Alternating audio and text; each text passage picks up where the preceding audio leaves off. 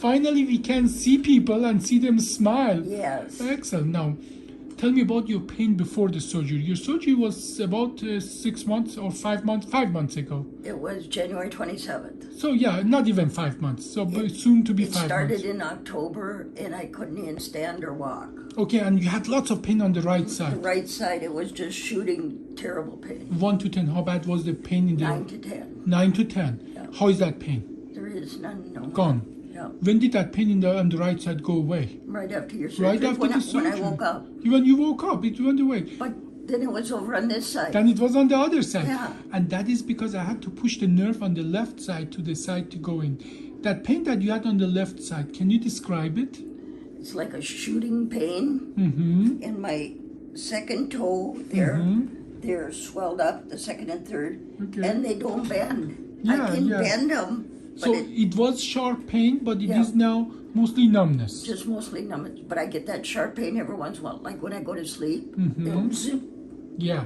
Now, that sharp pain that you just described, does it go to your toes or does it go to your groin and inner thigh? It goes all the way down. All the way down. Okay. Now, as well, I touched your back where your sacroiliac joint is, and you almost jumped. And as well, you have some pain in the groin. Describe that to me. What is that?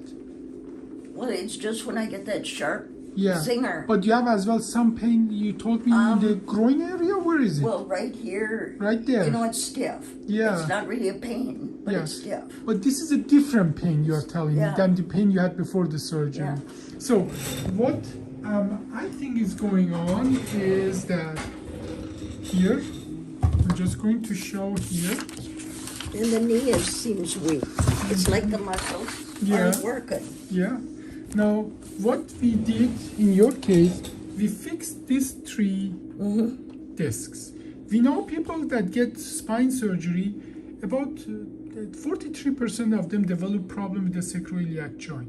Okay. And you have pain in the groin and in the back, and that can as well irritate some of these nerves here. Okay. And this is what you have. Your bone is actually beautifully growing where we did the surgery.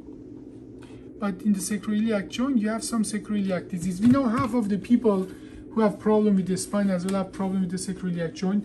At this point, I think your nerve irritation that you had from the surgery is improving, but I think you have sacroiliac joint, and the way to deal with that is putting a needle in and putting steroid and numbing medication in.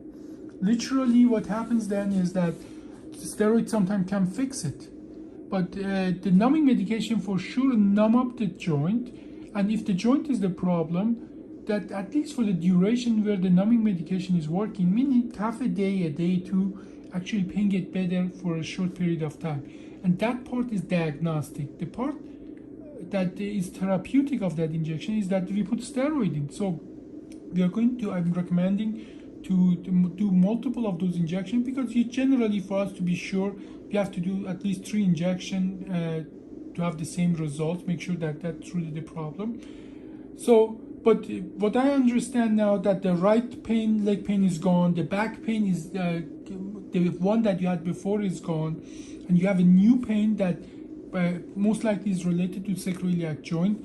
You had the nerve irritation that going down to the foot, but that part is getting better now. Is that correct? How much of that is getting better comparing to right after the surgery? Oh, it's gotten a lot better. A lot better since the surgery. But I still can't walk. Yeah, and that part as well might be related to the sacroiliac joint, because when you walk, you are putting stress on the sacroiliac joint, and we know from statistics that half of the people with a spine problem have sacroiliac problem as well, and that means that in the about 10-15 years ago, we used to call them failed back syndrome, meaning that we did the surgery didn't help, but now we know better. We know that the surgery really did its job, and as you say, previous pain is gone, and this is a new pain, but now we know that this is not the failed back syndrome, this is a sacroiliac joint. These days we have good solution for that. Okay. But first we need to do the diagnostic, okay? Okay. So that's exactly what we are going to do. Okay. We do diagnostic injections, and which are as well therapeutic. And if that's a problem, sacroiliac fusion is a great option for that, okay? And it's a half-an-hour procedure these days. Okay, well, do they got to do surgery again? If steroid cannot fix it, only if steroid cannot fix it. Does steroid sometimes fix it? Oh, absolutely. And for half good? of the time, Yes, in half of the time, steroid fix it for good. But in half of the time, we have to do more than just steroid injection, okay? Well, we hope that you are in that group that steroid will fix it, okay? Yes, I'm hoping I am. Okay. I heal fast. I'm a good healer. Good, excellent.